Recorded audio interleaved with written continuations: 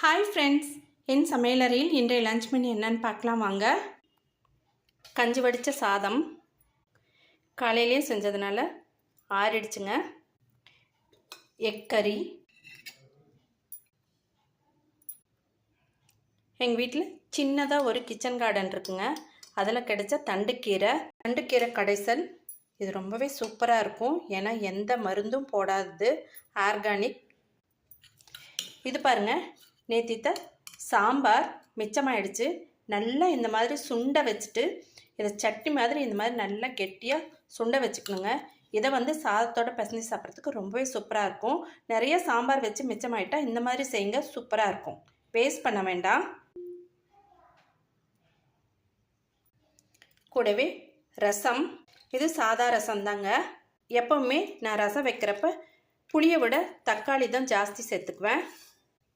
கூடவே கெட்டி தயிர். இதில் மிக்சரை கொஞ்சம் தூவிட்டு சாப்பிட்டா ரொம்ப நல்லாயிருக்கும்.